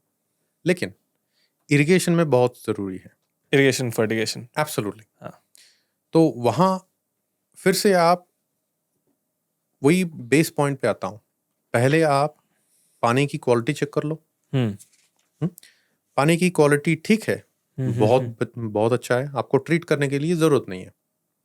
पानी की क्वालिटी अच्छा नहीं है, तो आपको कुछ ना कुछ फिल्टर्स लगाना पड़ेगा। ओके, तो वो हो गया, तो आपका रिलायबल सोर्स आ गया। तो उसके बाद आप सोचना है फिटिगेशन के बारे में। फिटिगेशन आप ज़्यादातर मतलब मैन्युअली कर रहे हो। किसी ने बताया आपको कि एक बैग 50 किलोग्राम्स का बैग है और एक दिन में इसको ख़त्म करना है। आप कितने भी साइकिल्स करो, उसमें ख़त्म करना है। उस हिसाब से चल रहे हो, जैसे हमने डिस्कस किया। प्लांट ले नहीं रहे फीड, तो वो उसकी रूट जोन में ख़राब कर रहा है। उसके हिसाब से आपने फिटिगेशन यूनिट को अपनाया। तो आप पहले तो प्रिसाइज कंट्रोल आ गया आपके पास कि आप एनपीके की बात कर रहे हो। तो जैसे हमने पहले बात किया कि अलग अलग स्टेजेस पे उसकी अलग अलग रिक्वायरमेंट्स होते हैं। तो आप आराम से सिस्टम को बता सकते हो कि इतना इतना मेरा हर एक जो इंडिविजुअल न्यूट्रिएंट है, इतना इतना मात्रा में जाना चाहिए। और वो भी बैच, आप न्यूट्रिएंट की स्टॉक टैंक बोलते हैं उसको, पहले ही प्रिपेयर करके रख सकते हो। उसकी साइज के डिपेंडेंट है, 7 दिन तक एग्जाम्पल। तो 7 दिन तक आपका फर्टिगेशन की रिक्वायरमेंट पूरी हो गया, मतलब प्रिपरेशन पूरी हो गया। आपको इरिगेशन उसके इरिगेशन रूम की तरफ जाने की ज़रूरत नहीं है, अपने आप वो संभाल लेगा। वो एक हो गया। उसका नेक्स्ट स्टेप लेके जा सकते हो। तो पहले हो गया आपकी ऑटोमेशन, जो मतलब एक यूनिट है साइट पे जाके उसमें सेटिंग्स आप डाल रहे हो और अपने आप वो 24/7 काम कर रहा है। इरिगेशन ऑटोमेशन हो गया ये। हाँ, हो गया। उसका नेक्स्ट स्टेप आप देख सकते हो कि रिमोट ऑपरेशन। अच्छा, वो अलग है। हाँ, ये जो पहला एग्जाम्पल है ना हमारा टैंक का, उसका एग्जाम्पल लेना चाहता हूँ आप, Yes. If you allow. Yes, हमने बोला, हमने डिस्कस किया कि सेंसर हमारा लेवल बता रहा है और वो ब्रेन को फीड कर रहा है। करेक्ट। ब्रेन आपकी सेटिंग्स के ऊपर डिसीजन लेके आउटपुट को कंट्रोल कर रहा है। इस एग्जाम्पल में पंप को कंट्रोल कर रहा है। ये सारा जो कैलकुलेशन है, ये जो डिसीजन मेकिंग है, ये साइट पे हो रहा है। जो Correct. ब्रेन है वो साइट पे है। साइड पे। ये एक सोल्यूशन है। दूसरा सोल्यूशन ये है कि ये ब्रेन को उठा के ना क्लाउड में रख दो, बस साइट में कुछ ब्रेन है ही नहीं। ये ब्रेन हार्डवेयर होता है ना? हाँ, ब्रेन हार्डवेयर होता है वो, मतलब आप ऑनलाइन पे भी इम्प्लीमेंट कर सकते हो। ठीक है। जो क्लाउड प्लेटफॉर्म है वो बहुत ही डीप चले जाएंगे हम। जो अभी बोलते हैं कि इंटरनेट, नहीं तो एआई, ये सारा एआई टूल्स है, इनके पीछे एक ब्रेन है। वो ब्रेन कहीं पे बैठा है। वो हो सकता है कि दिल्ली में बैठा है, हो सकता है बॉम्बे में है, हो सकता है लंदन में है, लेकिन ब्रेन बैठा है कहीं पे, आपके पास नहीं है। सिर्फ आप उससे बात कर रहे हो थ्रू इंटरनेट। तो इसीलिए सिंप्लीफाई करने के लिए उसको मैं क्लाउड बोलता हूँ। ठीक है, समझ गया लॉजिक। कहीं पे भी है दुनिया में क्लाउड में। तो एक तो साइट पे ब्रेन रखना, दूसरा क्लाउड पे रखना। हमारा सारा कंट्रोलर साइट पे ही साइट पे है, तो आप सेटिंग सारा, सेंसस आपका सारा साइट पे ही है, डेटा सारा साइट से ही आ रहा है, प्रोसेसिंग भी साइट पे हो रहा है। समझो कि इंटरनेट कट गया, साइट पे सेंसर्स है, जो मौसम बदल रहा है सेंसर्स को पता चल रहा है, ब्रेन को पता रहा है जो साइट पे है। तो मतलब इंटरनेट कट भी गया तो आपकी एक्टिविटी, साइट की एक्टिविटी चलता रहे। करेक्ट। ओके, तो एक ये तरीका है। दूसरा है क्लाउड पे। ज़्यादातर अभी नया जो कंपनीज आ रहा है ऐसा क्लाउड में दे रहे हैं, तो हम इसीलिए दोनों को अलग रखते हैं। अभी हो गया हमारा जो साइट की सेटअप, जो साइट पे है। अभी इसको आप रिमोटली मॉनिटर करना चाह रहे हो। जब मैं रिमोटली बोलता हूँ, चाहे वो आपकी घर पे हो, नहीं तो कहीं और गए हो, मीटिंग में गए हो, शॉपिंग में गए हो, फर्टिलाइजर शॉप करने के लिए गए हो, तब भी आप दिखना चाहते हो, वो भी रिमोट हो गया। लेकिन साइट पे ही हो, लेकिन इरिगेशन रूम में नहीं हो, कहीं क्रॉप में हो, वो भी रिमोट ऑपरेशन है। मेरी ज़्यादातर कस्टमर्स में इसकी रिक्वायरमेंट भी ज़्यादा है। जब वो क्रॉप में घूम रहे हैं तभी जाके उनको पता चलेगा कि क्रॉप में क्या चल रहा है। उसकी हिसाब से वो तभी का तभी जैसा देखते हैं, मतलब आप साइट में 15 वाल्व है, इरिगेशन वाल्व्स है, हर एक वाल्व की रिक्वायरमेंट अलग अलग हो सकता है, क्योंकि हर एक जो प्लॉट है उसकी आजू बाजू में जो कंडीशंस है उसकी हिसाब से वो प्लॉट रिएक्ट करता रहेगा। Just give you an example, तो आपकी प्लॉट की बगल में कुछ 30 फ्लोर की बिल्डिंग है, होता नहीं है, एग्जाम्पल। वो जो प्लॉट है बिल्डिंग की बाजू में, वो आपकी 10 एकड़ में दूसरी कोने पे ओपन फील्ड है, मतलब आजू बाजू में कुछ नहीं है, उससे अलग से रिएक्ट करेगा, क्योंकि उसकी लाइट रिक्वायरमेंट, लाइट अवेलेबिलिटी अलग है, उसकी हवा उसमें आने की जो प्रोविजन है वो भी अलग है। इसके लिए अलग अलग आपकी साइट लोकेशन पे अलग अलग रिक्वायरमेंट होते हैं। तो आप क्रॉप में जब वॉक कर रहे हो तो तभी आप रिमोटली लॉग इन करके तभी का तभी सेटिंग्स चेंज कर सकते हो। तो इसीलिए रिमोट कनेक्टिविटी की जरूरत है। रिमोट कनेक्टिविटी के लिए जो कंट्रोलर हमारा ब्रेन है साइट पे, उसको आप इंटरनेट दे दिए, हो गया। तो वो जो इन्फॉर्मेशन अवेलेबल है साइट में, जो सारा सेंसस से आ रहा है, जो आपकी सेट पॉइंट से, सारा इन्फॉर्मेशन क्लाउड पे चले जाएगा। आप कहीं पे भी हो दुनिया में, साइट पे भी हो, घर पे भी हो, फर्टिलाइजर शॉप में भी हो, नहीं तो हॉलिडे पे कहीं पे हो, दुनिया में कहीं पे भी हो, आप उसको मॉनिटर करके उसको कंट्रोल कर सकते हो। ना सिर्फ मॉनिटर, कंट्रोल भी कर सकते हो। उसके उसके अलावा और एक इम्पॉर्टेंट चीज़ ये है कि रिमोट कनेक्टिविटी की अलार्म्स। आपकी फर्टिगेशन यूनिट में कुछ दिक्कत आया, आपको 5 दिन के बाद जब साइट पे गया तब पता कर लिया तो इट्स टू लेट। जब प्रॉब्लम हुआ तभी आपको अलार्म सिस्टम होना चाहिए जो बताए कि ईसी आपने 1.5 पूछ रहा है, मैं कुछ 0.5 ही दे पा रहा हूँ, तो इसीलिए मैं फर्टिगेशन यूनिट को अभी के लिए पॉज कर लिया, आप आके चेक कर लो, नहीं तो किसी और को भेज के चेक कर लो। ये जो अलार्म है ये भी जाना बहुत ज़रूरी है। तो रिमोट कनेक्टिविटी के साथ ये भी हो जाएगा, हो गया। तो ये सेकंड स्टेप में मानता हूँ कि remote connectivity.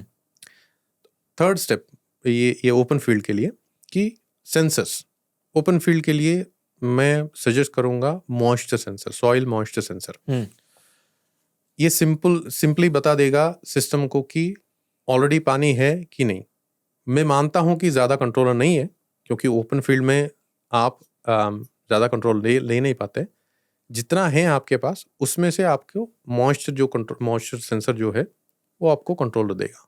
Right. So open field के लिए आप कह रहे हैं soil moisture sensor is the way to go. मतलब वो किसान अगर सॉइल मॉइस्चर सेंसर लगाएगा तो वो ऑटोमेशन यूज कर सकते हैं। 1 एकड़ में कितने सॉइल मॉइस्चर सेंसर लगने होते हैं ऐसे? आई मीन ज़्यादा है तो अच्छा है, लेकिन समझो कि आपका जो साइट है वो स्लोप पे है, तो तब जाके आपको मल्टीपल पॉइंट्स पे मॉनिटर करना है। लेकिन एकदम मतलब फ्लैट है तो एक जगह पे काफ़ी है to start with.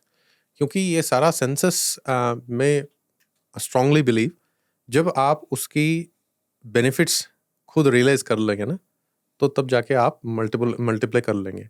Protected cultivation में जो इरिगेशन में चेंजेस है वो क्लाइमेट में इफेक्ट करेगा। जो क्लाइमेट में चेंजेस है उसके हिसाब से आपको इरिगेशन में चेंज करना चाहिए। उसको थोड़ा विस्तार करता हूँ, इंपॉर्टेंट चीज़ है। समझो कि प्लांट बहुत ही एक्टिवली काम कर रहा है, जो कि डायरेक्टली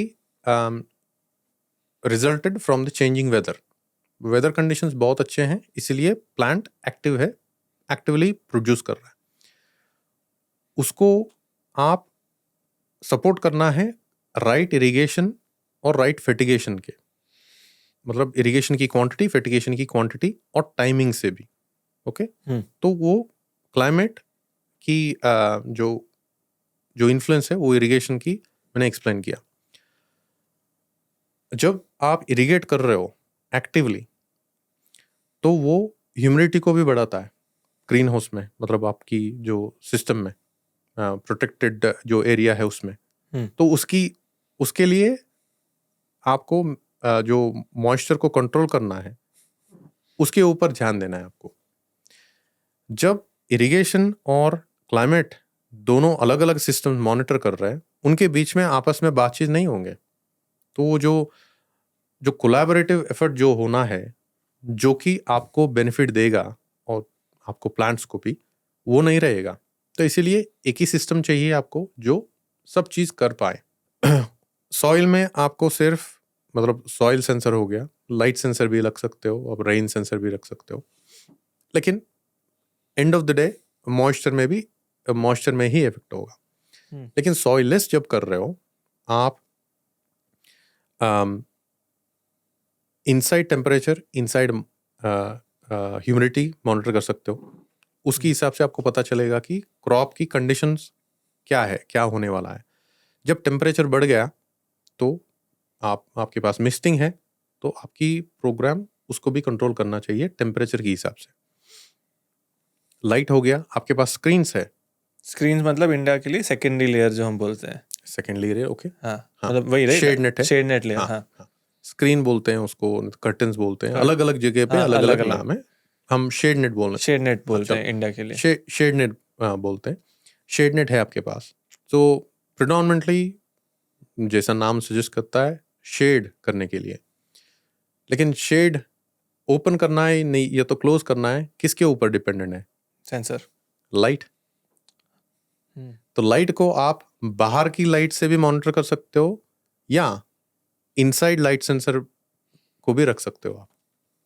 मतलब क्रॉप क्या महसूस कर रहा है उसके ऊपर भी आप शेड नेट को कंट्रोल कर सकते हो। ओके, जैसा जैसा आपकी जरूरत है वैसा वैसा सेंसस है। Just to give you an example, so हमारे पास in general temperature, humidity, inside या आउटसाइड, लाइट में 3 अलग अलग टाइप की लाइट है, वॉट्स पर स्क्वायर मीटर, पार और लक्स। लक्स जनरल वेवलेंथ देता है, पार जैसा एग्जैक्टली, और वॉट्स पर स्क्वायर मीटर लाइट के साथ साथ एनर्जी का भी आपको बताता है। ये बहुत इंपॉर्टेंट चीज है क्योंकि कंट्रोलर में 2 चीज है। कंट्रोलर्स रिएक्टिव होते हैं, प्रोएक्टिव भी होते हैं। प्रोएक्टिव अल्टीमेट है, क्योंकि रिएक्टिव मतलब क्या है? ह्यूमिडिटी की बात करते हैं, ह्यूमिडिटी मिस्टिंग कंट्रोल की बात कर लेते हैं। आपका एक फार्म है, उसमें एक कंपार्टमेंट है, उसमें मिस्टिंग है, उसी कंपार्टमेंट में टेम्परेचर और RH सेंसर है। RH मतलब रिलेटिव ह्यूमिडिटी की सेंसर है। ये कंट्रोलर को रीडिंग्स दे रहे हैं और कंट्रोलर के पकड़ में आपकी मिस्टिंग पंप है और मिस्टिंग वाल्व है। जब भी ह्यूमिडिटी कम हुआ सो सिंपली मिस्टिंग वो ऑन कर रहा है। रिएक्टिव इसलिए बोलते हैं क्योंकि वो ह्यूमिडिटी कम होने तक वेट कर रहा है, उसको पता नहीं है कि अभी कम होने वाला है। वो जब कम होगा, मतलब समझो कि आप 70% रिलेटिव ह्यूमिडिटी की सेट पॉइंट रखे हैं, उसको डेड बैंड होता है, कुछ 5% रख सकते हो, उसको कम ज़्यादा कर सकते हो, उतना डिटेल में नहीं जाते हैं, सिंपली 70 पकड़ लो आप। जब वो 69 में चले गया तो उसको सिस्टम सोचेगा कि चलो मेरा सेट पॉइंट 70 है, मुझे अभी मिस्टिंग करना है। ये रिएक्टिव बोलते हैं। प्रोएक्टिव क्या होता है? ह्यूमिडिटी कब कम होगा? हीट जब ज़्यादा होगा तब। करेक्ट। हीट के लिए मेन सोर्स क्या है? आपकी लाइट है, जो सनलाइट है। सनलाइट में आपको लाइट भी मिल रहा है और हीट एनर्जी भी मिल रहा है। जो लाइट सेंसर की बात किया मैंने, वॉट्स पर स्क्वायर मीटर, तो मैं अभी प्रोएक्टिव कंट्रोलर की बात कर रहा हूँ। प्रोएक्टिव कंट्रोलर को पता है कि 1 एकड़ में कितना सरफेस एरिया जो एक्सपोज टू सन है, मतलब आपकी रूफ हो गया, नहीं तो साइड वॉल हो गया, जो कुछ भी है, सिस्टम को ऑलरेडी पता है कितना लाइट वॉट्स पर स्क्वायर मीटर गिरा तो 1 स्क्वायर मीटर में कितना हीट एनर्जी एक्यूमुलेट होता है, सिस्टम को पता है। ओके, पहले से ही प्रोग्राम है। हमारा प्रोग्राम हम बोलते हैं AI, उसको IA भी बोल सकते हो, इंटेलिजेंट एल्गोरिदम्स। उनको पता है वो सारा। जब कमीशन करते हैं तभी ये सारा उसको बताते हैं कि ये ऐसा सिस्टम है, और ये जो मटेरियल यूज किया आपने, जो आपकी रूफ के लिए यूज किया पॉली, उसकी लाइट की ट्रांसमिशन रेट्स क्या है, उसकी परफॉर्मेंस क्या है, वो भी बता देते हैं सिस्टम को। तो कहना ये चाहता हूं कि जो ह्यूमिडिटी कम होने वाला है, सिस्टम को ऑलरेडी पता है कि ये अभी कम होने वाला है, तो पहले ही सिस्टम को रिएक्ट करके, मतलब आपको 70 मेंटेन करना है तो वो कुछ 75 पे ही शुरू हो जाएगा, थोड़ा थोड़ा करके, ताकि आपका जो डिप होगा, मतलब कंट्रोल्स में ये डिप और ऑन्डुलेशंस जो होने हैं वो नहीं होगा, ऐसा स्ट्रेट होगा। जैसे हमने बात किया ECPH का, लाइट वाइट के लिए भी। एग्जैक्टली।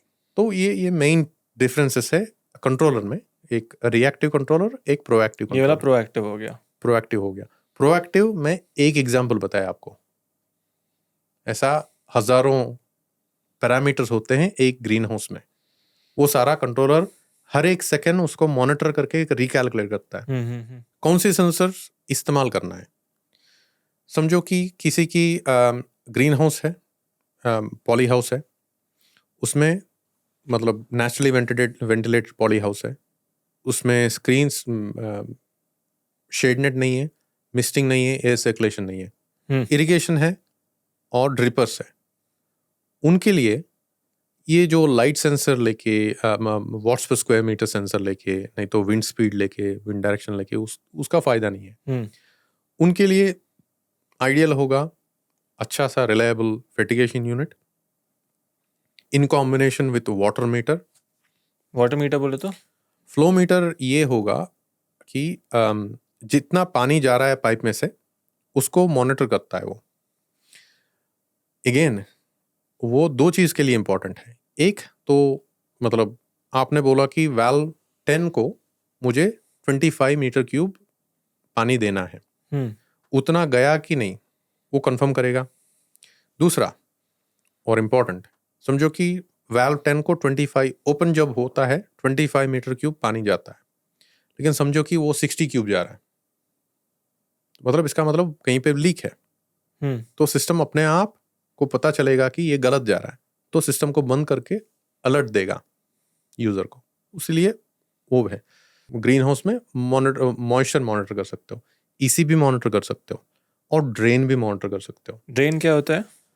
ड्रेन होता मैं है मतलब ड्रेन आई थिंक मैं सुना हूँ कई बार, कि आपसे भी सुना हूँ, मेरे फादर से भी सुना हूँ कि outlet inlet pH, outlet pH, drainage EC pH वो चेक नहीं करते हैं लोग, उसमें कुछ डिफरेंस आता है। जी ये थोड़ा फंडामेंटली समझा सकते हैं बिगिनर को एब्सोल्युटली क्या होता है, क्यों इम्पोर्टेंट है मेजर करना? ड्रेन जब बात करते हैं हम, हमारा मतलब ये है कि जो ग्रो बैग है आपका, ग्रो बैग में आपका प्लांट है, प्लांट के साथ साथ आपका ड्रिपर्स है। ड्रिपर है, जब भी ड्रिप शुरू हुआ, ग्रो बैग को आप फिल कर रहे हो पानी से, वो पानी प्लांट ले रहा है। लेकिन समझो कि 1 लीटर पानी दिया आपने प्लांट को, वो कुछ 600 मिल पानी पिया फॉर एग्जाम्पल। जो बचा हुआ 400 लीटर है, 400 मिल है, वो कहाँ जा रहा है? ग्रो बैग के नीचे होल्स होते हैं, क्योंकि उसको लीच आउट करना है। आप उसको होल्स नहीं किए तो वो स्वॉम्प बन जाता है अंदर, कीचड़ हो जाएगा। Yes, thank you. तो इसलिए छेद होते हैं अंदर नीचे, तो उससे लीक हो जाता है।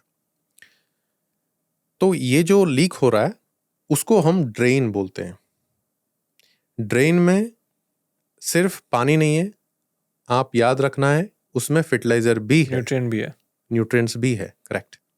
तो जितना पानी, इसीलिए हम बार बार बोलते हैं कि जो प्लांट को चाहिए उतना ही देना है, नहीं तो आप फर्टिलाइजर आप वेस्ट कर रहे हो। एक तो रूट जोन को खराब कर रहे हो, दूसरा ड्रेन में छोड़ दे रहे हो।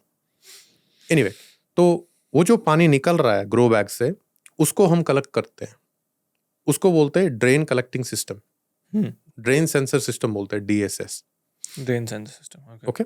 वो कलेक्ट करता है जो पानी, ज्यादा पानी निकल रहा है हर एक साइकिल पे, ओके, निकलता है वो। ये सारा साइड के लिए नहीं, कुछ हम जगह ढूंढते हैं, अप्रोप्रिएट जगह ढूंढते हैं उसके लिए, वहाँ सेंसर को रखते हैं। कुछ 4-5 बैग को हम सेंस करते हैं, उसकी साइज के हिसाब से उसको मॉनिटर करते हैं, उसमें से कितना पानी निकल रहा है। समझो कि ये जो पहला साइकिल की एग्जांपल दे रहा हूँ, पहली साइकिल आपने सुबह सुबह दिया है, तीसरी साइकिल पे आपको ड्रेन आना आपको शुरू हुआ। ड्रेन को कैसा कैलकुलेट करते हैं? ऐसा एक कप सिस्टम होता है, जैसा कि हमारा स्पून है, जैसा ही एक स्पून रहता है, ड्रेन का पानी आता है और स्पून के अंदर डिप करना शुरू करता है। जैसा स्पून भर गया वो टिप हो जाता है, टिपिंग स्पून बोलते हैं उसको, ऐसा एज द नेम सजेस्ट। सो जैसा पानी भर गया तो उसकी एक बैलेंस होता है, बैलेंस बिगड़ जाएगा क्योंकि पानी पूरा भर गया, तो वो टिप हो जाता है। ठीक है, पानी चले गया तो फिर से वो ऊपर आ जाता है, फिर से पानी भरना शुरू होता है, ऐसा करता रहता है। वो टिपिंग स्पून है। कभी भी वो नीचे होता है तो वो एक सेंसर को सिग्नल देता है। ऐसे ये देखने को मिलता है? हाँ बिल्कुल। ओके। तो अभी हमारा ऑस्ट्रेलिया टूर में हम आपको दिखाएंगे। तो वो टिपिंग स्पून को कैलिब्रेट करते हैं हम, जब कमीशन करते हैं उसको एक्यूरेटली कैलिब्रेट कर लेते हैं। तो वो जो ड्रेन है कॉन्स्टेंटली कंट्रोलर को बताता रहता है कि तूने इतना इरिगेशन किया, इतना पानी ड्रेन में मिला। तब जाके सिस्टम को पता चलता है कि ओके अभी मेरा फील्ड कैपेसिटी पे आ गया ग्रो बैग। पहले से आप 10 मिनट की दे रहे हो लेकिन ड्रेन नहीं आया, इसका मतलब गैप है, इसका मतलब रूट्स ऑक्सीजन को ले रहे हैं। 3-4 साइकिल के बाद ड्रेन आ गया, उसका मतलब सिस्टम को समझ गया कि मेरा फील्ड लेवल पे आ गया, अभी मैं जो इतनी देर कर रहा हूँ जो ऑक्सीजन को बढ़ाने के लिए वो नहीं करने की ज़रूरत नहीं है, अभी से मेरा नॉर्मल इरिगेशन चालू होगा। वो एक सेंसर है। तो वो हो गया। प्लांट लीफ टेम्परेचर भी देख सकते हो आप। ये सारा जो कंट्रोल इरिगेशन की जब बात कर रहे हैं तब फर्टिगेशन की बात कर रहे हैं, इंपॉर्टेंट ये है कि प्लांट ट्रांसपायर कर रहा है कि नहीं। ट्रांसपिरेशन इसको बोलते हैं जब प्लांट पानी ले रहा है नीचे से, लाइट ले रहा है, CO2 ले रहा है, अच्छा सा फोटोसिंथेसिस हो रहा है, तब जाके प्लांट एक्टिव है, उसको ट्रांसपिरेशन बोलते हैं। जो पानी दे रहे हो उसको ट्रांसफर कर रहा है। करेक्ट। आप समझो कि 1 लीटर का पानी दिया प्लांट को, उसमें 96% वो ट्रांसफर कर देगा, मतलब हवा में छोड़ देगा। सॉरी 92%, उसमें से 6% उसकी जो फिजिकल स्ट्रक्चर है उसको बनाने के लिए यूज करेगा, और 2% उसकी जो फ्रूट है प्रोड्यूस है जो कुछ भी उसमें यूज करेगा। लेकिन ज्यादातर पानी ट्रांसपायर हो रहा है, इसलिए इसे इसको ट्रांसपिरेशन बोलते हैं। ट्रांसपिरेशन को डिटेक्ट करना बहुत इंपॉर्टेंट है। ट्रांसपिरेशन ही एक चीज है जो बताएगा आपको कि प्लांट कितना एक्टिव है। तो उसके लिए अलग अलग सेंसर्स है। एक तो ड्रेन सेंसर मैंने बताया, और एक ये आपने बोला लीफ टेम्परेचर बताया। हमारा वेइंग स्केल भी है एक। बहुत सारे वायरलेस सेंसर्स भी है। वायरलेस सेंसर्स में temperature, CO2, plant leaf temperature, plant stem diameter, plant SAP flow, और ड्रेन सेंसर्स भी है। तो वायरलेस सेंसर्स की ब्यूटी ये है कि समझो कि आपका 5 एकड़ की साइट है,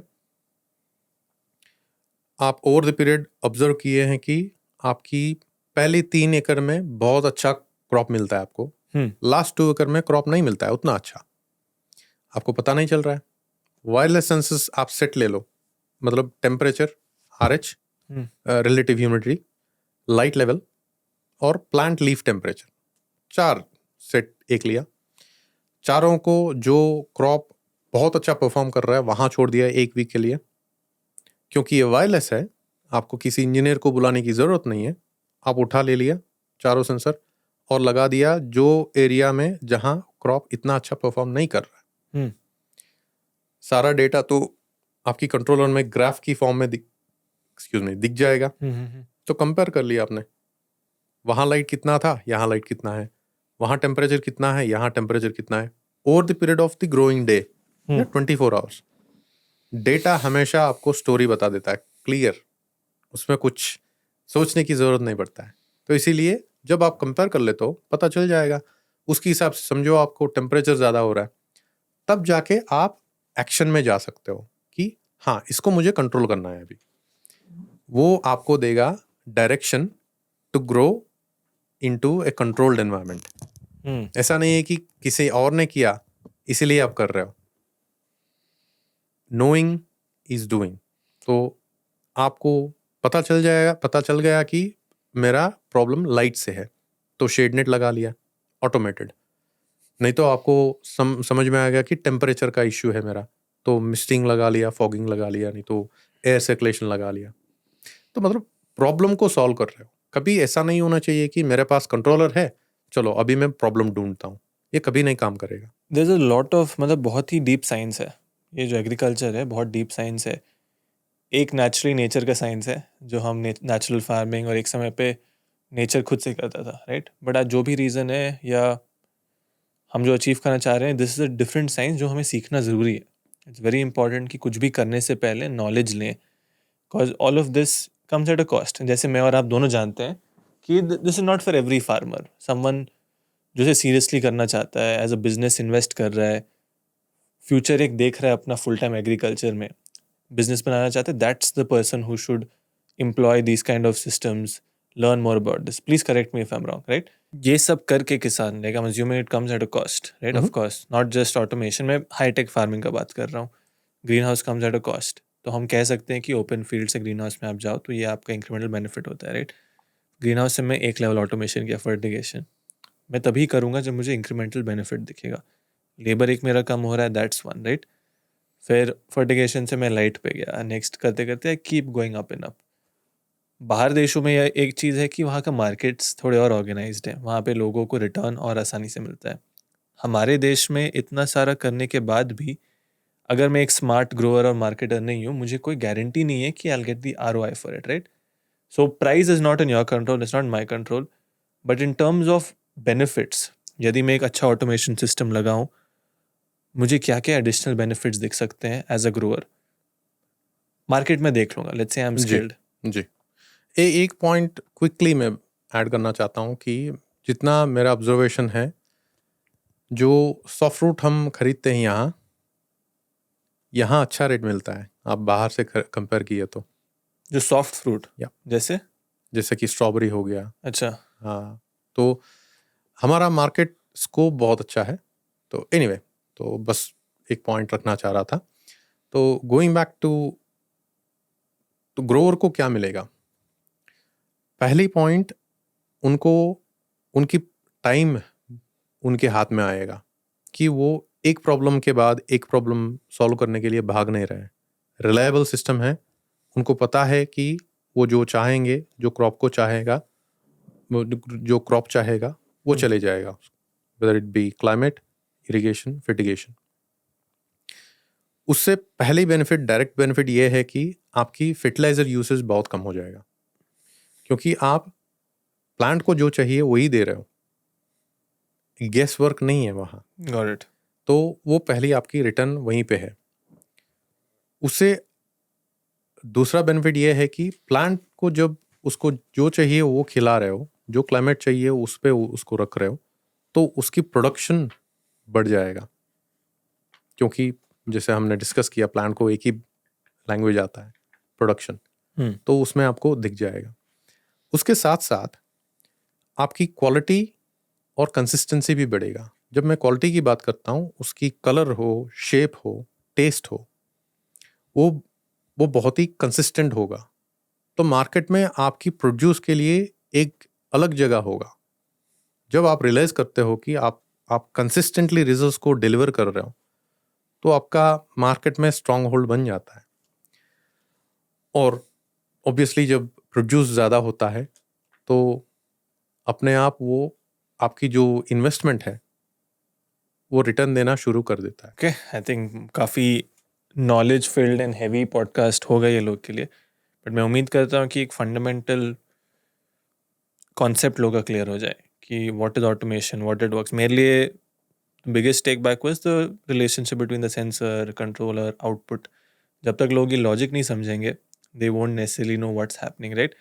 एंड सबसे ज़्यादा इंटरेस्टिंग ये चीज़ है कि एक कंट्रोलर, जो हम ब्रेन बात कर रहे हैं, इतने सारे चीज़ it can do. This technology actually fascinates me, and I've been lucky to see, talk to people like you and also people who are doing very different things very naturally. So मैं लोग को ये कहना चाहूँगा, use this as a platform to maybe open your eyes to what else is happening. आज दुनिया में, Europe में ये टेक्नोलॉजीज यूज हो रहे हैं. Maybe India can also benefit greatly. We have labor shortages. We have to grow more food. We have to keep feeding a population.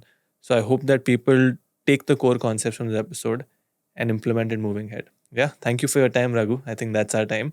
And maybe next time we cover this on a field and see how it actually works.